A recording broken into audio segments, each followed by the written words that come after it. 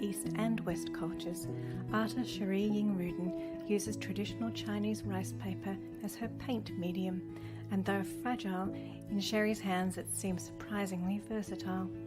Her works seem to evoke stories, the forms suggesting places or inhabitants that may have moved through them. While her earthy colour palette is often muted, the works are rich in tone and texture. For Sherry, the process is specific, but the outcomes are often spontaneous, allowing the imagery to evolve organically. From her creative start in Shanghai, surrounded by culture thousands of years old, Sherry has a fascination with calligraphy in both East and Western styles, looking at how the letters make you feel rather than what they say. Her works are non-objective and seem to have their own schematic language. We are reminded of the surrealists and the ability to find magic and strange beauty in the unexpected, the disregarded and the unconventional. With titles such as Lucid Dreams and Mindful Meddling, we see a poetic visual language and are drawn into the spaces they occupy. Participating in many exhibitions since 2006, Sherry left her day job behind in 2021 to completely dive into her art, which has since included solo shows at Seattle's Fountainhead Gallery and exhibiting in Seattle's Art Fair. Describing herself as a left brain, right brain unicorn, Sherry definitely has many skills which all come together in a uniquely expressive way. From how she manipulates her materials to the shapes and mixed media elements she adds along the way. So what is it about rice paper, picture writing and doodling that inspires Sherry to create?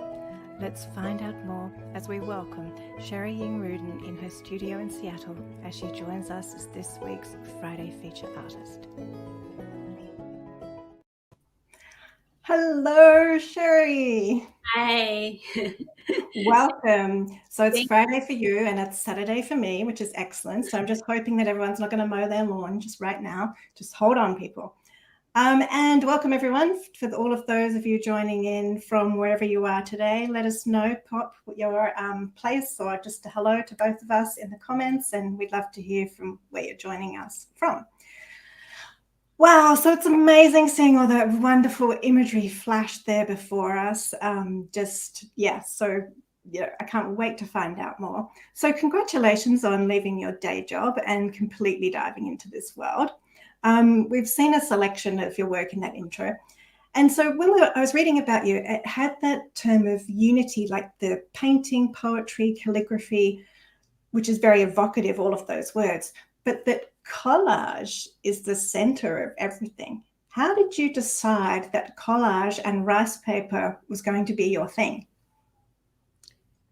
First of all, thank you for the wonderful intro. I just love your voice. So Thank you. I guess the artistic journey has been taking me along the way. I mean, for most artists out there, I think you go through different materials, different styles. You kind of experiment with it. You know, I gone through traditional Chinese painting to Western style paint on oil, acrylic. You name it, encaustic, and drawing and doodling. My rice paper work is pretty much done in the last 4 or 5 years, 6, lost count. So I use the paper as kind of a collage material because it has that, me being a Chinese that came from Shanghai, paper is basically, has thousands of years of history. Where that's where we, Chinese, I think invented a paper, right? Yeah, paper, but it was a paper and printmaking. So I was fascinated with the paper always because it seems like such a interesting and a versatile material.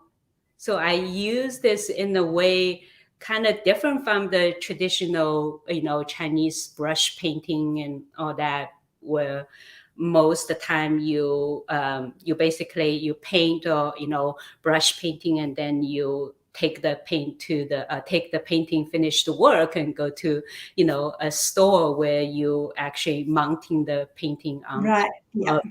Yeah. So that's kind of, I don't know when we want to dive into the process, but the key of that is I just find out a fascinating, way of using the paper as the collage material.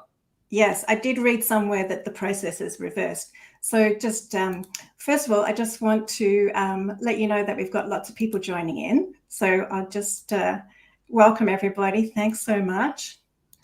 It's lovely to have everybody here from all places around the world. Thank you so much. So yes, excellent. Just wanted to let you know there that we've got lots of people joining us. Okay, so back to my pictures. So this is one of the most recent works, and I just wanted to flash these up so we can have a little bit more of a pause and just look closely at all the things going on there. But then, yes, so the idea of the process, and like I said in the intro, like that most of us think of rice paper as being quite fragile, and it's sort of described the way you use it as like your paint medium. So what are you actually doing to the paper? And for those of people that want to have another look on your website, you've got a thing set the process with a little, I've actually got that here too. This is on your website. So it goes from material, color, collage, drawing, fixative, finish. But yes, so can you explain what you're doing with the watercolor onto the rice paper? Yeah, thanks. So the paper I get from, Shanghai, China, or, that way actually Shanghai is not the paper making city, but in the middle of Anhui province that's where the original rice paper that was made. So I get the paper and then I basically use the Chinese paint. So there, I call it's called Chinese paint. I don't know. It seems like backwards. Yeah, no, that's good. Chinese watercolor, which is different from the watercolor that we're traditionally in the West. Apparently they're made from more mineral, and it depends on the color. I was doing some research, and because I need to try to figure out how to color the paper because it's so fragile, so I can't really kind of paint on top, right? Yeah. It's already kind of, the paper is going to be kind of flop everywhere. So that's why I basically color them in like a bucket of water with the color that's in there. And then it is a whole process of basically lifting, and dipping and lifting that makes the color paper. I'll show you some of those. Those are kind of the end result of the paper. But because of the motion of doing that, it kind of creates some sort of, unexpected mark making, right? Yeah, yeah. That allows me to, when I'm making the paper, I don't have any idea what I might go and do with the paper. It's just truly kind of like I love those paper. So I try with many different kind of paper. Ultimately, when you see the traditional Chinese painting that from we call it xuanzi, but I don't have any kind of, we call rice paper. They're not really made of rice, but it's closer to like a mulberry paper. Right. So they have a couple of categories where we call like a ripe and raw paper. It's basically the water absorption. So some paper that's absorb water really good when people do kind of splash painting, that the ink kind of just sprays. Where other paper is a less water absorbent, and you paint a particular style of painting with that, so if you want to do real fine drawing. Yeah. So I guess in the first instance, we think of it more as like a fiber paper, like mulberry, like you said, and it's more of a dipping. So it becomes more like a not an eco dye, but it's a kind of a dyeing treatment of the paper to color the paper, rather than what we would think of as like that traditional stretching of the watercolor paper and then kind of letting the paint work on a white surface. Wow. So thank you. That's really interesting. That, I mean, that already gives us a bit of an idea of when we see this, how the color became on in the background. So I guess the bottom half of that, where we're seeing that beautiful sort of ice blue, that is actually the color of the paper rather than painted across it. Is that what's happening? Yeah, pretty much so. But I also, if I were like in the process of collaging it, right, and I have a sense of I want that color to be, you know, little warmer, little, you know, darker or whatever, I may not have the paper. Right. So then when it's on the board, and most of my work, I make it on the cradle board, the pine cradle board that you get from Blix. If when it's glued on top of the board, I can also paint with it, you know, so with a wider brush or sometimes a little small brush. But it depends on the water absorption of the paper, because sometimes it's very hard to paint fine lines. But I also use a lot of other just a kind of what would I say, those fountain pen, you know, to draw and everything. Yeah. In between. And we've got a couple of comments. Yes, Kirsty, I agree. It's so subtle. The subtleties are beautiful. And Rita, yes. So I think you were sort of saying the kind of the Chinese paper, it's raw or different. So it's maybe different to the rice paper that we get on a roll or in a pad from the art shop. Is your rice paper different to what my rice paper might be? Yeah, you have a lot more variety, obviously, you know, and if you're actually physically there, there's thickness and thinness, you know. Also the paper making in China nowadays, they go a lot of extreme of, or we're making patterns, or they incorporate some sort of, you know, material that's in there that already come with a certain texture. So, you know, I'm just basically getting a bunch of paper, you know, online and try to figure out how to, you know, manipulate or use it. And it's all about the experimentation, because I don't really know what the outcome will be until you get in there and say, okay, some paper was so thin that I can literally can't lift up the water without just kind of, you know, or break apart. Yeah.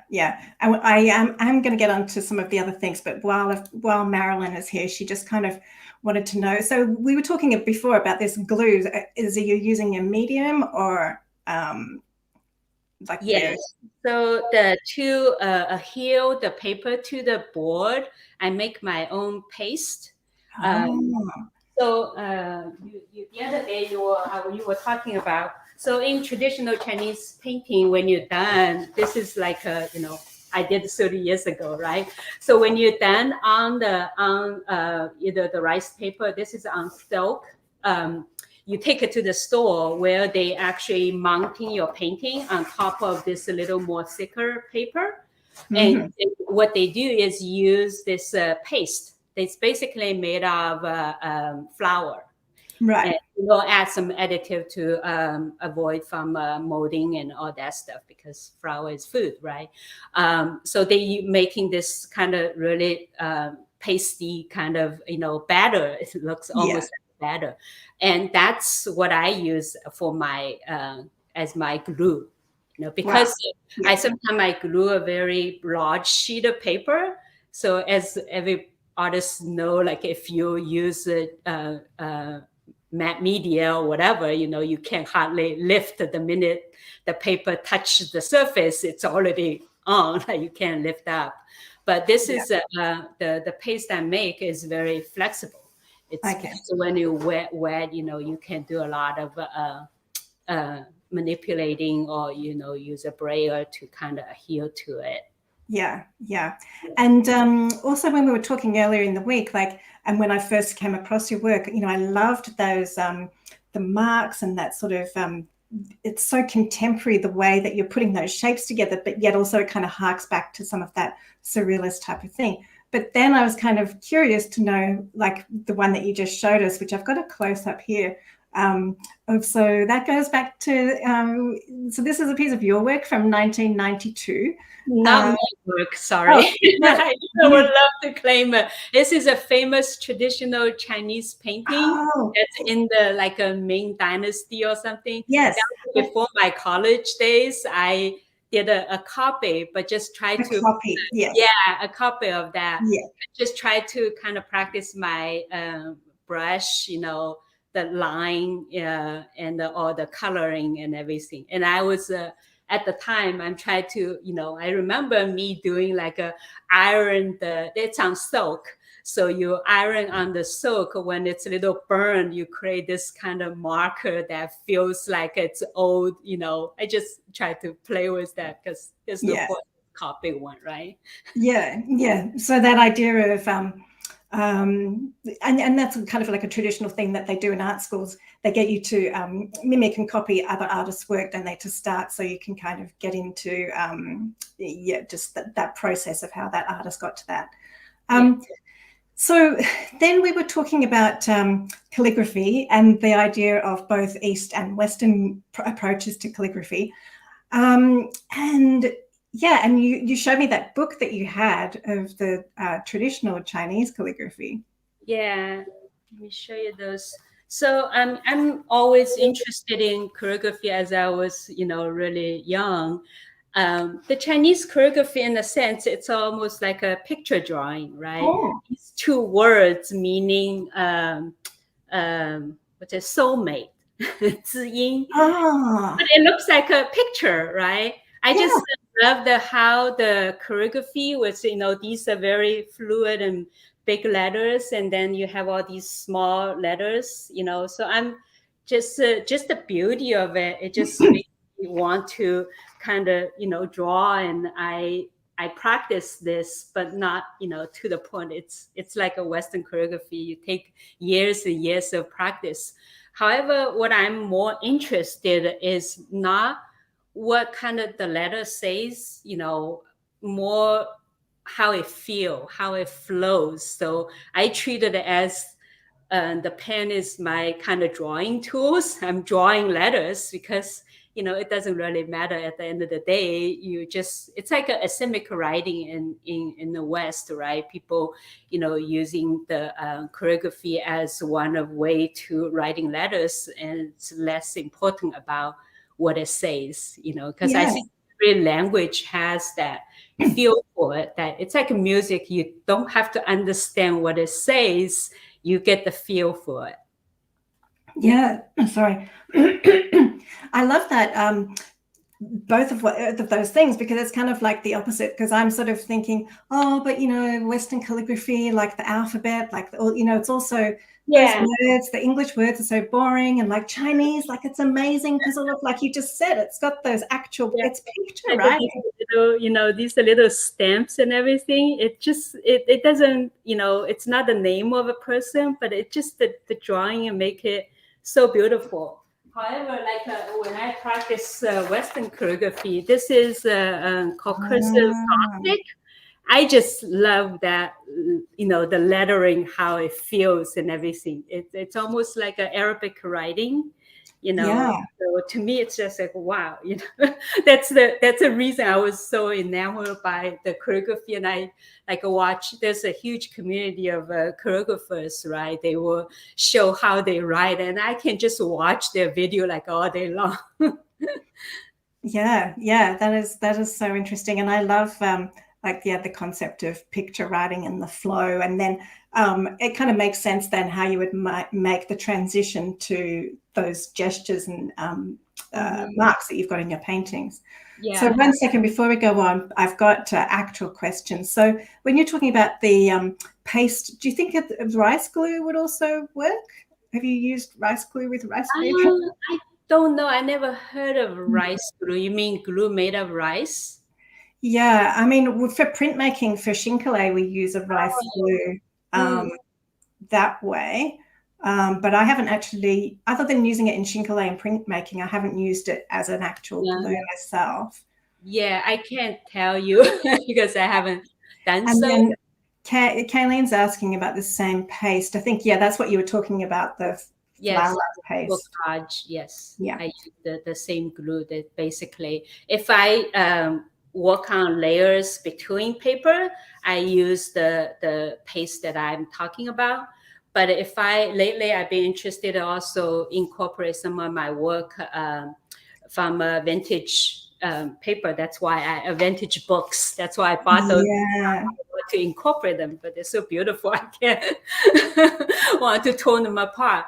When I do that, I use the gel media because Right. the paper and the board glues better with the gel media. But if you do it between rice papers, it's the paste that I'm making. It just makes a lot more flexible. I encourage everybody interested to try it. Yeah.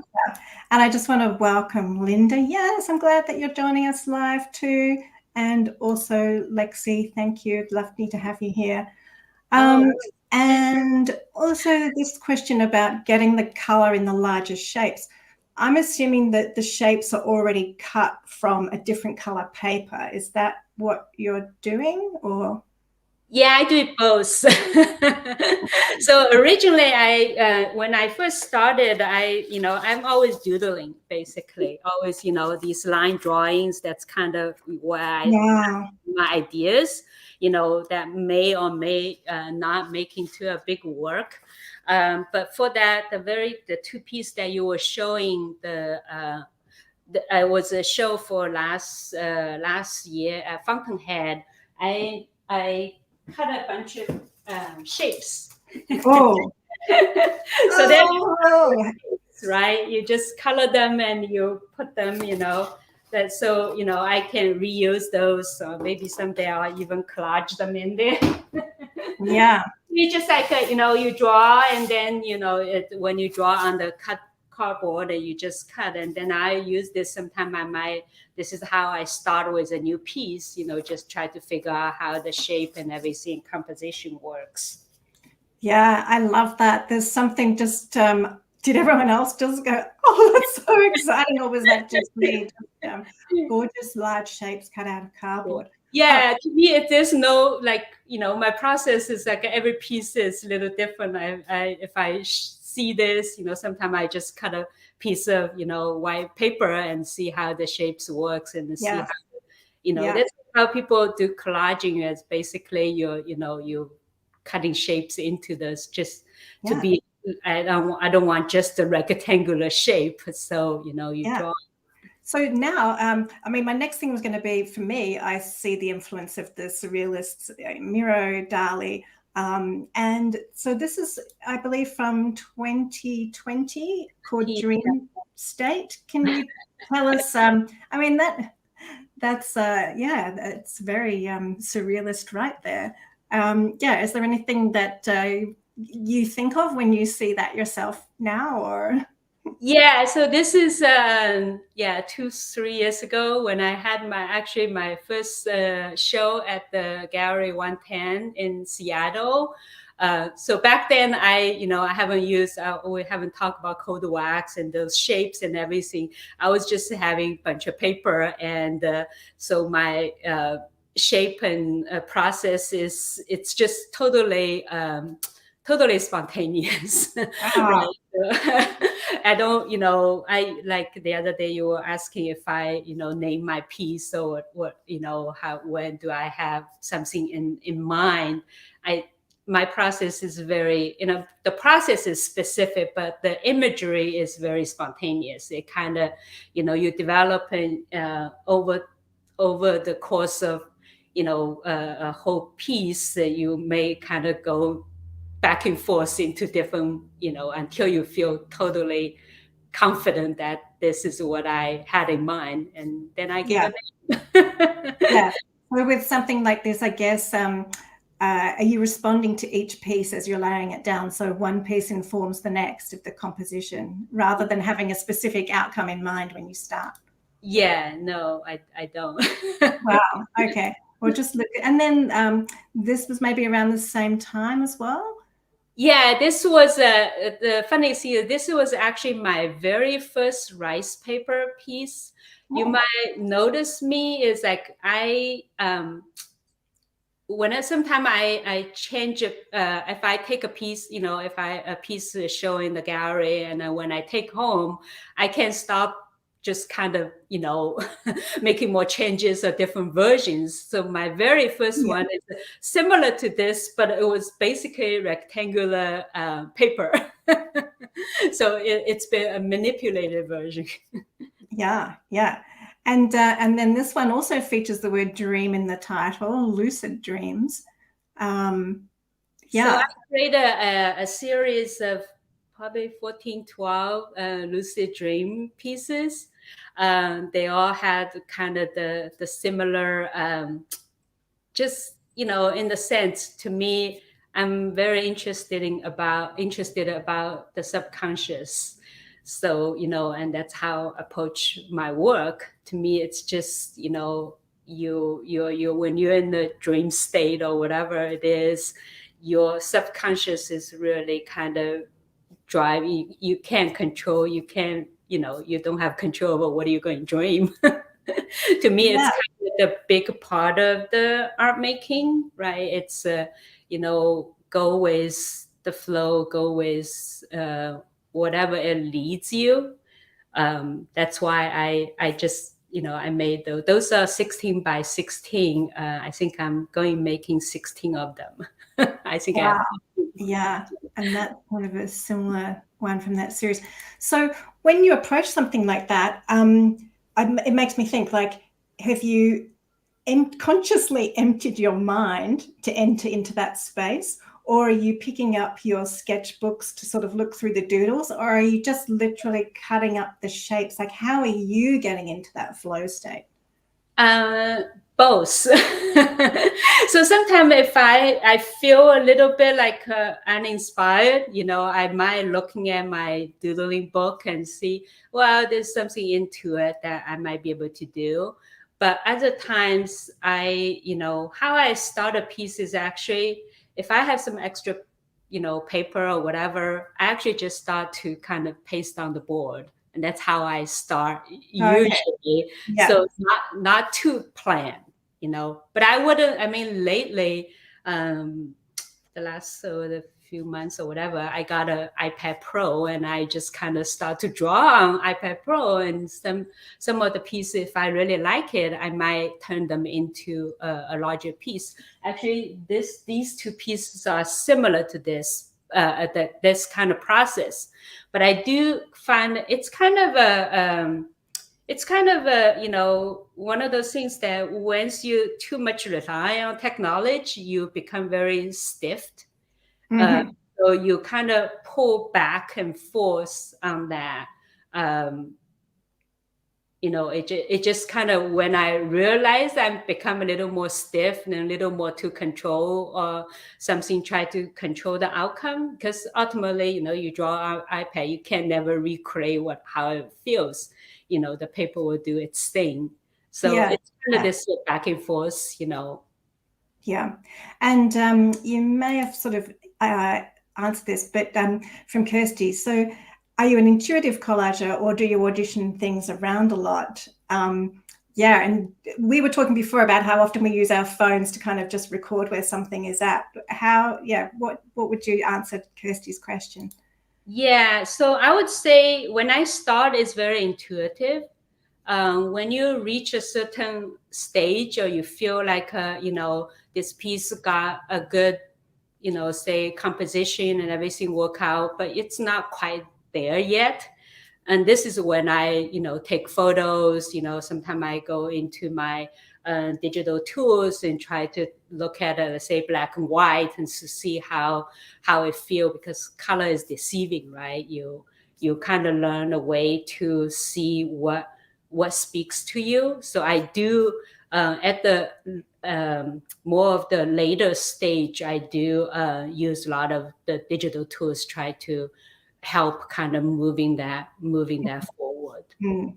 And similar related to that, I was thinking your layers seem very subtle, but sometimes a lot of collages like to have this sort of hidden thing underneath where they have layers that they know that's there. But do you find yourself reworking, or are your layers quite thin and do you deliberately keep them thin?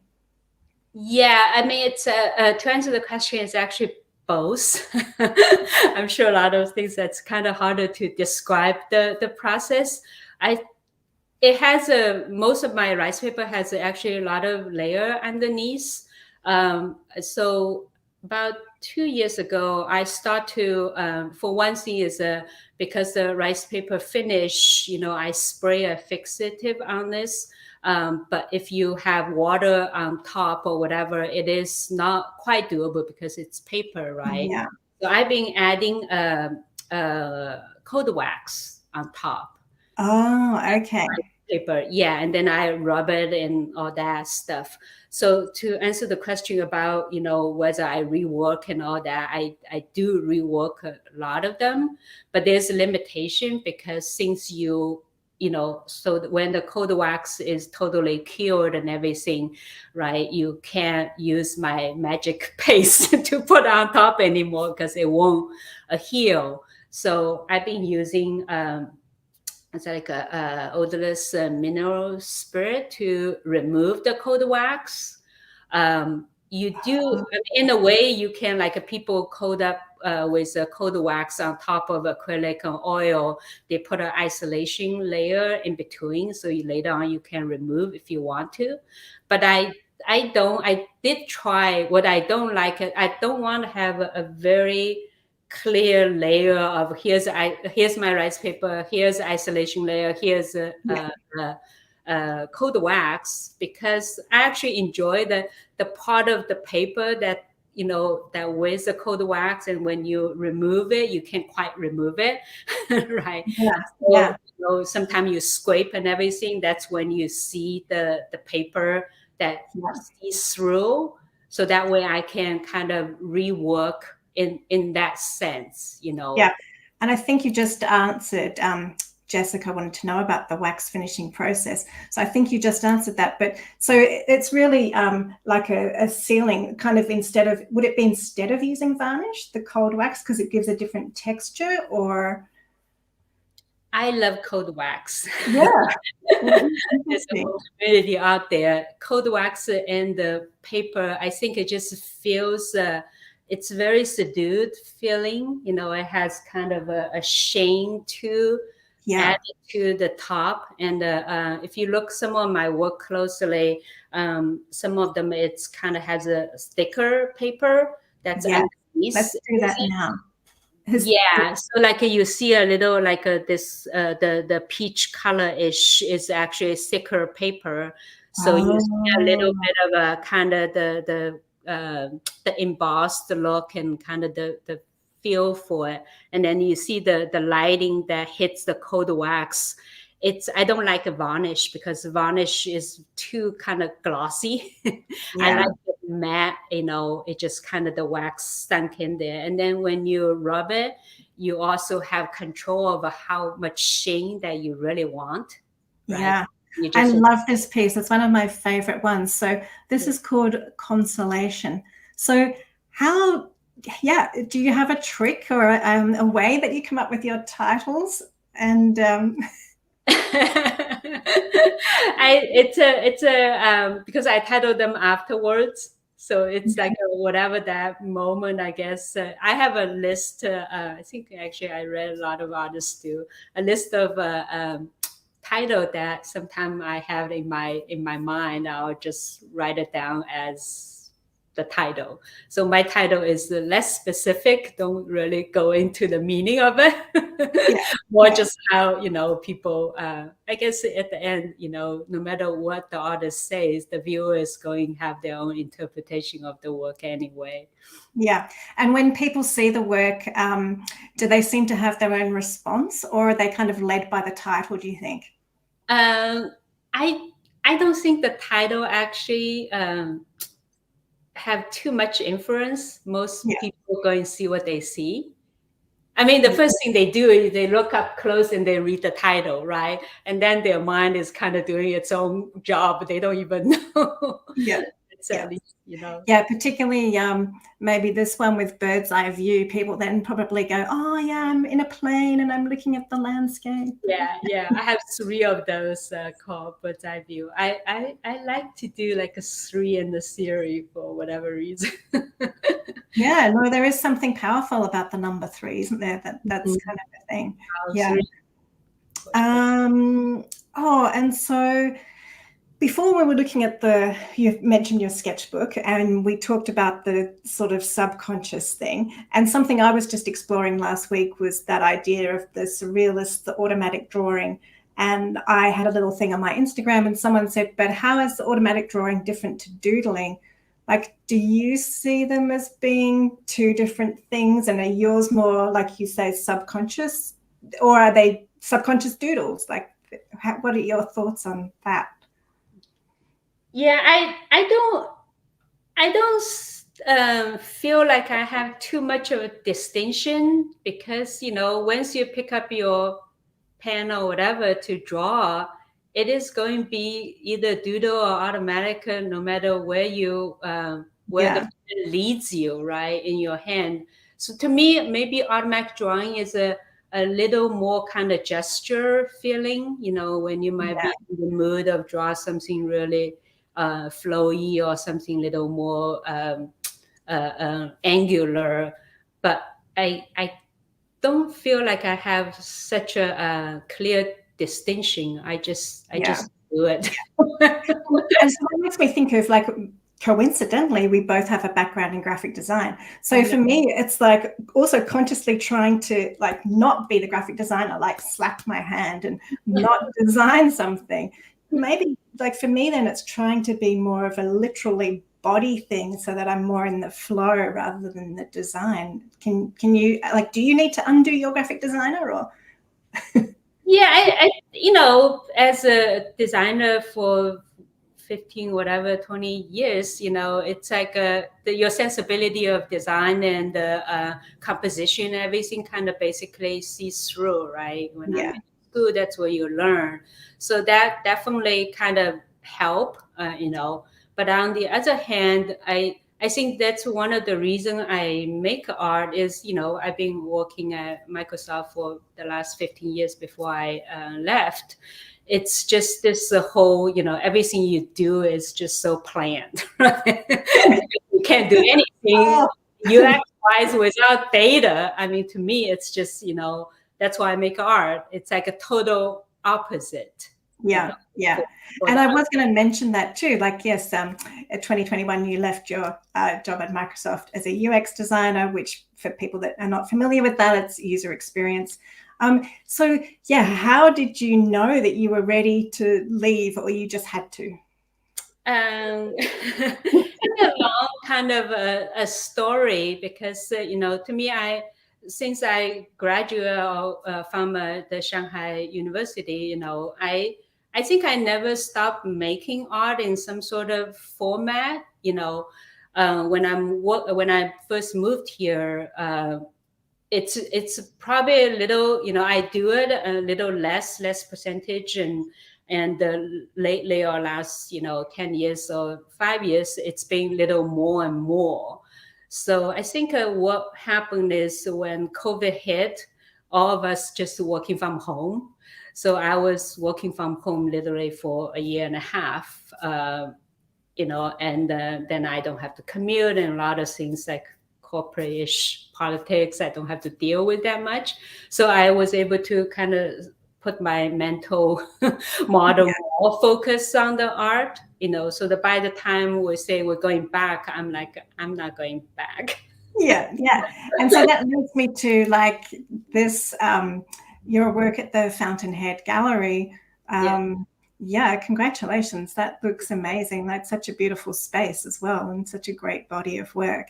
Yeah, so the gallery experience for you, I mean, your path to joining the gallery, so when I asked you that earlier in the week, and you said that originally you started out with a co-op, so do you have any advice for like how people could get into the gallery world? Or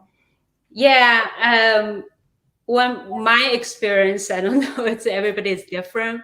Once I decided to say here, I want to get my work out there. So what I first did is join a co-op, a gallery 110 down in Pioneer Square.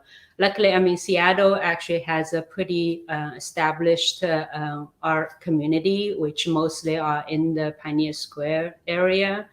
So, and then I also apply a lot of the artist calls for Jerry's show and everything. So then I got into Ling Hansen Gallery, which is also in the same building as Gallery 110. So for a while, I was showing a lot of my work over the 2-3 years in the kind of the Pioneer Square Gray Sky as another really contemporary gallery.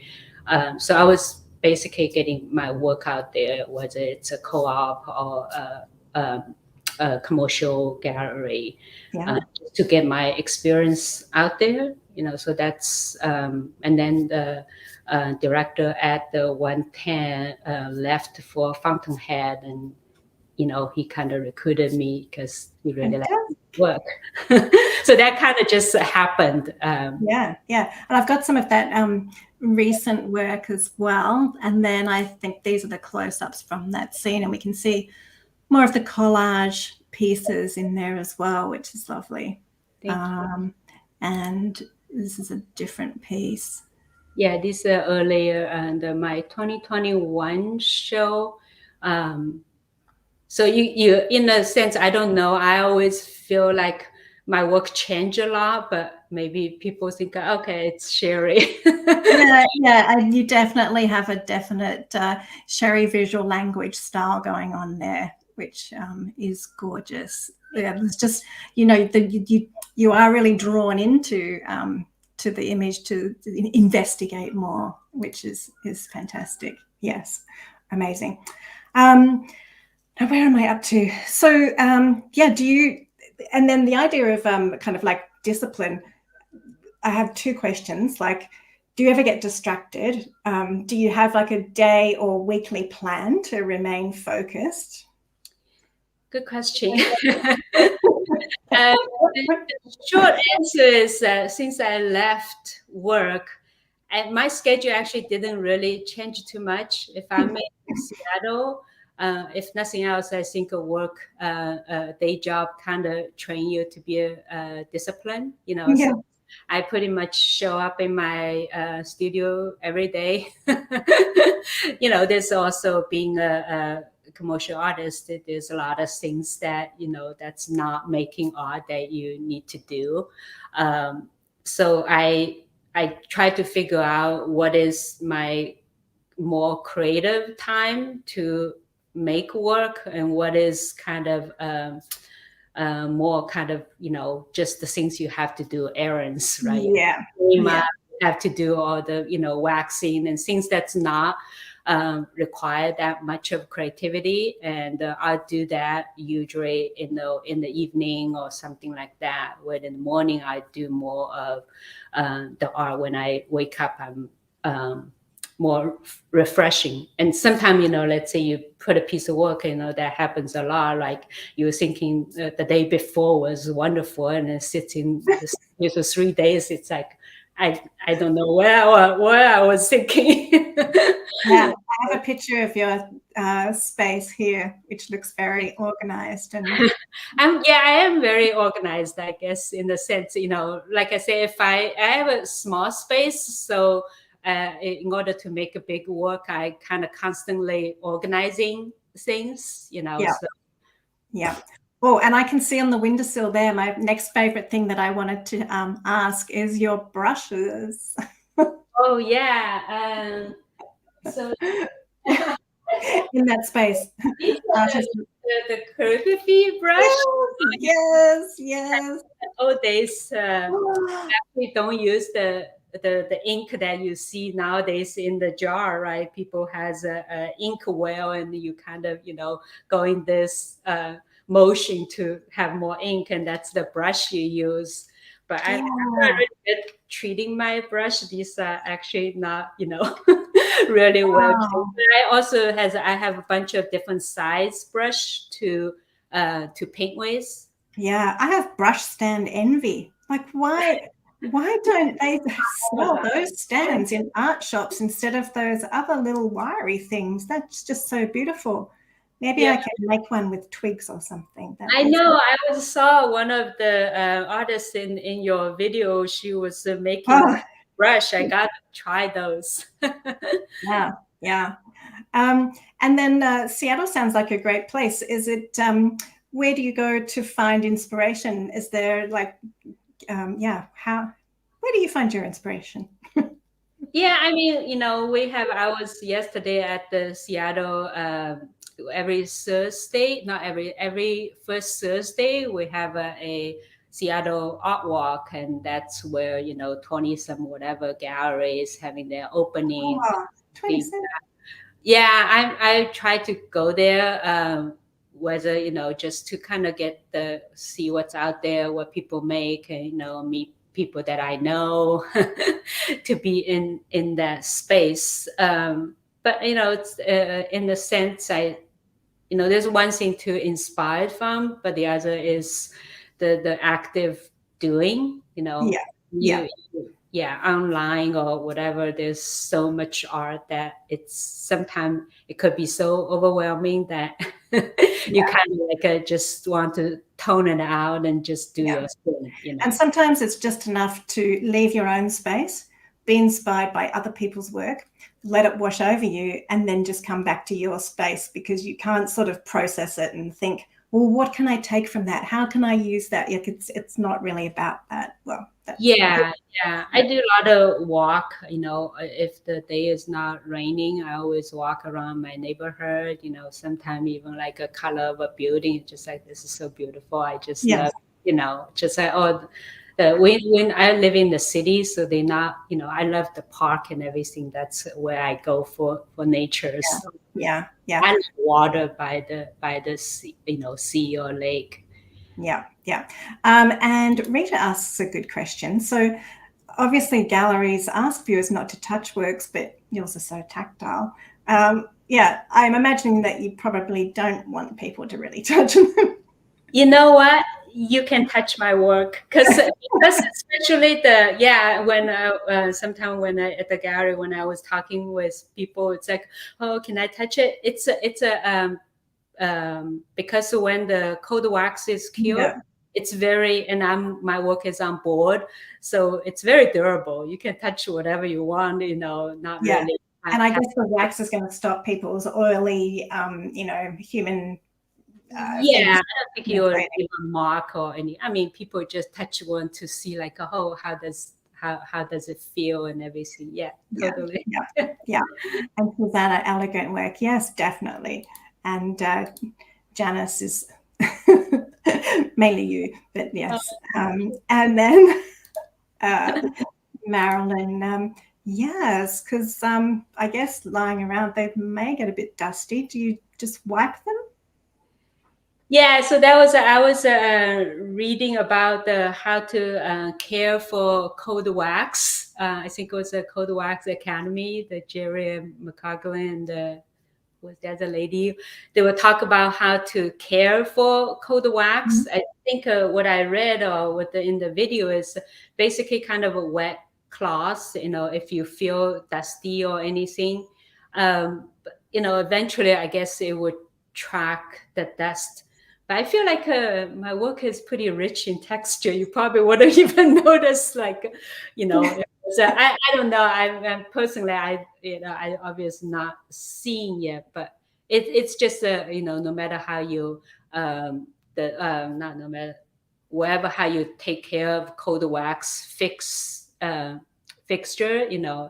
is how you take care of it. A lot of as he was saying, cold wax in a sense is kind of fairly new media. Yeah. So there's a lot of kind of, unknowish thing.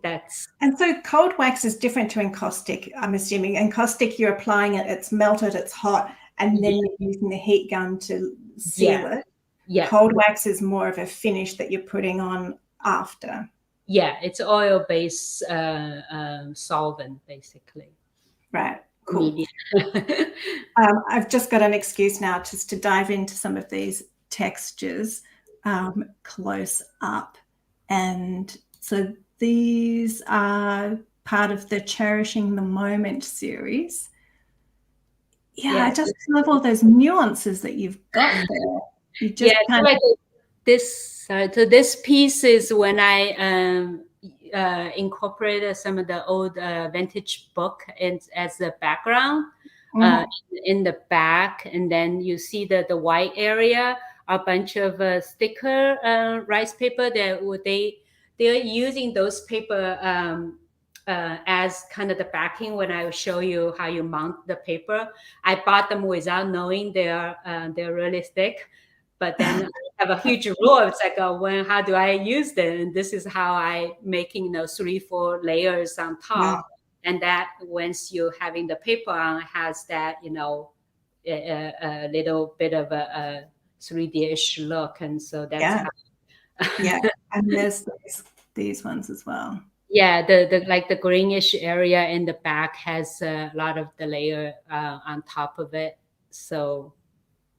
Yeah, and you can it's almost like an embossing in the middle at the bottom there. Yeah. Like you've got other shapes. S-ish thing, that's kind of my latest thing. Yeah, amazing. I love that. Yes, and this one's the Mindful Meddling. I love that. I just love that title. Yeah. And these ones too. That's amazing. So, what are you working on at the moment, and what are you looking forward to? Yeah, I'm working on for my June show at the Fountainhead, and I think they're also going to participate in Seattle Art Fair. I'm working on a new body of work like these two, and the 3 of those. I like to sometimes especially when I know this body of work will go to the gallery. If nothing else, I need to know kind of the space and everything what will fit proportionally. So that's what I'm working on right now. There's a couple of I'm probably applying some of the artist calls, and I think August I might have show some of the work in a city hall. Wow. Yeah, lots of work ahead. It's not sitting around, wafting around being an artist, thinking about and that's like often people have this assumption that the stereotype of the artist being this sort of disorganized, floaty person. What does living creatively mean to you? I guess it's just something you've always done, perhaps. It's just the way you are. Yeah, I mean, to me, since I left my full time, the whole time is basically making art. That's all I can think about it. But it's so rewarding, I guess, in the sense if you not really focusing on the outcome, because to me, obviously you have to do the thing, this deadline and delivery and all that, but the whole process of creativity is you really have no control over it. To me, just art is my life and life is my art. So I think that I'm trying to be more integrated and to be less kind of let go, let's try to control something. The fact that nothing in life you can control anyway. So just enjoy the process. That's to me what a mostly meaning it to me. When I'm working, I like to listen to more kind of philosophical talk and everything. It really help you kind of get your spirit up and not too much always, thinking about is my work good enough and not good enough. I think with any stage of your work, and every time you create a new piece, there's going to be some critical voice in your mind. Yeah. So I'm trying to be critical but not judgmental. Yeah. Yeah. You want the work to check the boxes with color composition and all that stuff, but not to judging like you. Yeah. It's so interesting. And I think, like you said, it's that kind of almost like the subconscious of the feeding the mind, like putting nutritious or decent stuff into the mind so that other stuff comes out, and for want of a better word, being mindful. So I think while I was gabbling on, Susanna, actually, but I think you just answered that. Like, yes, I think you just covered why you do that. Interesting. Well, I can't believe we've pretty much come to the end of our hour. It's that you've been so generous in sharing your process and your tools and those gorgeous templates, and it's been wonderful to see your work and find out more about literally how it comes together and the thoughts behind it. So thank you so much for talking to us today, and yes, congratulations on completely leaving that world of corporate and UX behind. That's been great. And so everybody, if as usual, if we could finish today by you putting your thanks and thoughts into the comments below. I'm sure Sherry and I would love to read and see those, so that'd be great.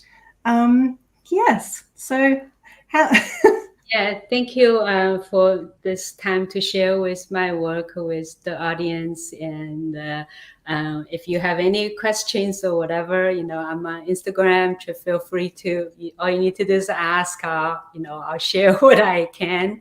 Appreciate it. Thank you, and thank everybody for joining us today. So if you want to stay there for a moment, Sherry, and I will just play our exit. And thanks everyone. Thanks again. Thank you.